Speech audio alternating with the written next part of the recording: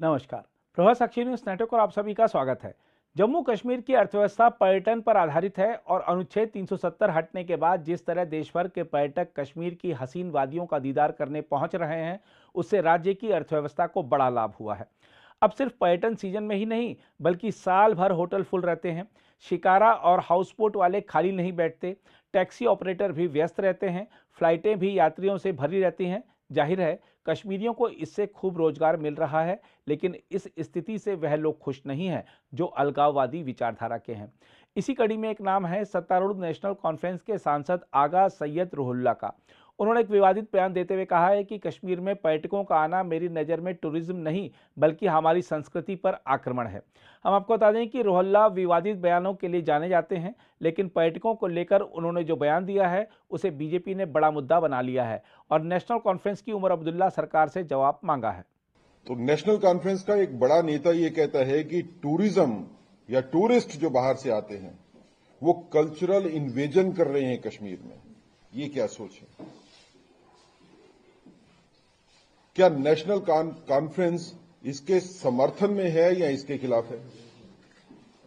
अगर national conference अपने member parliament के बयान के समर्थन में खड़ी है, फिर नेशनल कॉन्फ्रेंस को बताना पड़ेगा कि आप गवर्नमेंट चलाने का आपके पास क्या मॉरल जस्टिफिकेशन है। आप गवर्नमेंट में बैठ के इस तरह की बात करते हो कि कल्चरल इन्वेजन हो रहा है टूरिज्म के माध्यम से। कश्मीर में टूरिज्म जो है वो इकोनॉमी का मेन स्ट्रे है। अगर कश्मीर में टूरिज्म नहीं होगा तो कश्मीर की इकोनॉमी पूरी खत्म हो जाएगी। यही पिछले 30 साल से हुआ।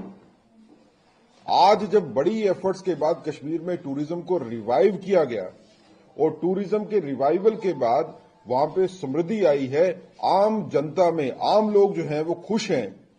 जिनके लोन पेंडिंग थे बैंकों के, उन्होंने लोन भी खत्म किए और पैसा भी सरप्लस हो गया। आज किसको चिंता है इस चीज की कि आम आदमी की जिंदगी जो है वो कंफर्टेबल क्यों होगी? नेशनल कॉन्फ्रेंस का इतिहास है कि नेशनल कॉन्फ्रेंस वक्तन फवक्तन इस तरह के लूज कैनन पॉलिटिक्स में छोड़ती ही आई है। वो कभी अकबर लोन की शक्ल में जो असेंबली में बैठ के पाकिस्तान जिंदाबाद का नारा लगाते हैं, आगा सैयद रूहुल्ला की शक्ल में जो अब ये कहता है कि टूरिज्म के माध्यम से कल्चरल इन्वेजन हो रहा है। ये इस तरह के जानबूझ के बयानबाजी जो है वो नेशनल कॉन्फ्रेंस की सीनियर लीडरशिप की तरफ से की जाती है। हम ये समझते हैं कि ये नेशनल कॉन्फ्रेंस के द्वारा पॉलिटिकल टेररिज्म की नई वेव है। आप लोगों को टेरराइज करना चाहते हो।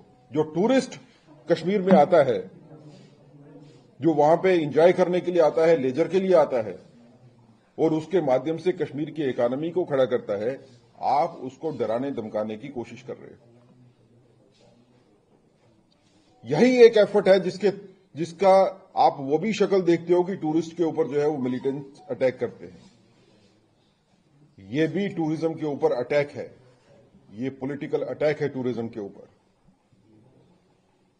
और हम आपके माध्यम से उमर अब्दुल्ला साहब को कहना चाहते हैं और डॉक्टर फारूक अब्दुल्ला साहब को कहना चाहते हैं जो नेशनल कॉन्फ्रेंस को चलाते हैं कि अगर आप आगा सैयदुल्ला के बयान से अगर आप इत्तेफाक नहीं रखते हो तो दिखना चाहिए, फिर आप उसके खिलाफ कार्रवाई करो, उसको निकालो अपनी पार्टी से।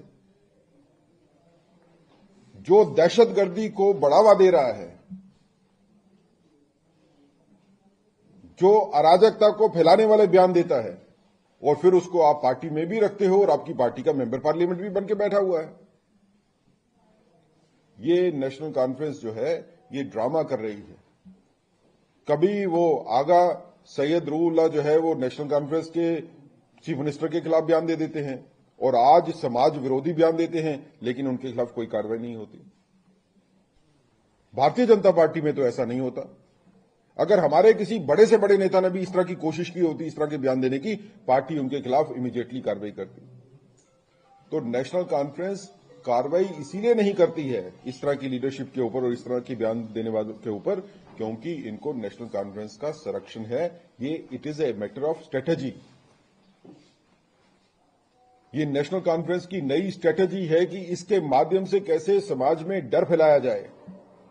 नेशनल कॉन्फ्रेंस ने पॉलिटिक्स ही डर की है। 1947 के बाद के हालात देखो तो नेशनल कॉन्फ्रेंस हमेशा डर की पॉलिटिक्स के साथ ही आगे बढ़ती रही है। जहां पे डर कम हुआ वहां नेशनल कॉन्फ्रेंस खत्म हो गई। तो भारतीय जनता पार्टी ये कहना चाहती है कि ये जो नई स्ट्रेटेजी नेशनल कॉन्फ्रेंस ने अपनाई है और जो नया बयान जो है ये देने की कोशिश जो हुई है, भारतीय जनता पार्टी तो इसके ऊपर अडिग है कि इस तरह के बयान देने वालों के खिलाफ कड़ी से कड़ी कार्रवाई होनी चाहिए। ये समाज में डर फैलाने वालों के अगेंस्ट जो है वो कार्रवाई होगी तो समाज में व्यवस्था बनी रहेगी। लेकिन उसके साथ भारतीय जनता पार्टी ये भी कहती है कि नेशनल कॉन्फ्रेंस को दिखना चाहिए कि इस तरह की बयानबाजी करने वालों के खिलाफ National Conference as party action लेती है। और अगर नेशनल कॉन्फ्रेंस एज पार्टी इस तरह का बयान देने वाले के खिलाफ एक्शन नहीं लेती तो ये माना जाएगा कि नेशनल कॉन्फ्रेंस ने ही कहा और उसके कहने पे इस तरह का बयान हुआ। हम ये भी कहना चाहते हैं कि कश्मीर की जनता भी आहत हुई है। जम्मू में तो आहत हुए हैं, लेकिन कश्मीर की जनता जिनके साथ हमारी बातचीत हुई वो भी आहत हुए हैं। कश्मीर का आम जन चिंतित है कि इस तरह की बयानबाजी अगर रूलिंग पार्टी की तरफ से आएगी तो फिर टूरिस्ट जो बड़ी मुश्किल के बाद, बड़ी मुद्दतों के बाद जिन्होंने दोबारा कश्मीर का रुख किया है वो आना बंद हो जाएंगे और आम आदमी की जिंदगी जो है फिर बदतर हो जाएगी। तो भारतीय जनता पार्टी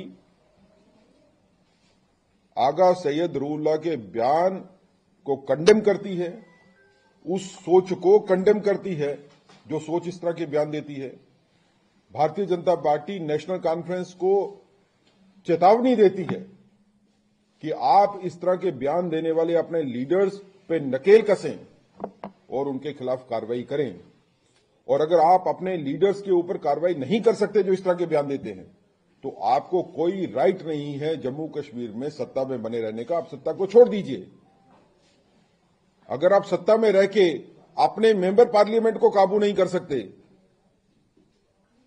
तो फिर सत्ता चलाने का आपके पास कोई नैतिक अधिकार नहीं। देखिए, जो उमर साहब ने पहले स्टेटमेंट दी जब उन्होंने कोई कार्रवाई नहीं की आगा सईद रूहुल्लाह के ऊपर, रिजर्वेशन के ऊपर, वो ये दर्शाता है कि उमर साहब को कोई ज्यादा इतराज नहीं है आगा सईदुल्लाह के ऊपर। ये ड्रामा है, ये पॉलिटिकल ड्रामा हो रहा है। आज भी जो बयान रूहुल्लाह ने दिया है उसके बाद अगर आप उमर साहब को देखेंगे वो कहेंगे ये तो उनका अपना व्यक्तित्व बयान है, इसके ऊपर व्यक्तिगत बयान के ऊपर मैं कुछ नहीं करूंगा या मेरे पास टाइम नहीं है देखने का। लेकिन आपका मेंबर पार्लियामेंट जब इस तरह के बयान देता है जो समाज में अराजकता फैलाते हैं तो अगर आप चुप रहते हैं तो चुप रहने का मतलब उसका समर्थन है, मौन समर्थन होता है। उमर अब्दुल्ला साहब या डॉक्टर फारूक अब्दुल्ला साहब जो कर रहे हैं वो मौन समर्थन दे रहे हैं इस तरह की बयानबाजी को। अगर आप भी लेना चाहते हैं देश दुनिया की तमाम जानकारी तो आज ही सब्सक्राइब करें हमारे चैनल को। साथ ही नीचे दिए बेल आइकन को जरूर दबाएं ताकि हर अपडेट आप तक पहुंच सके।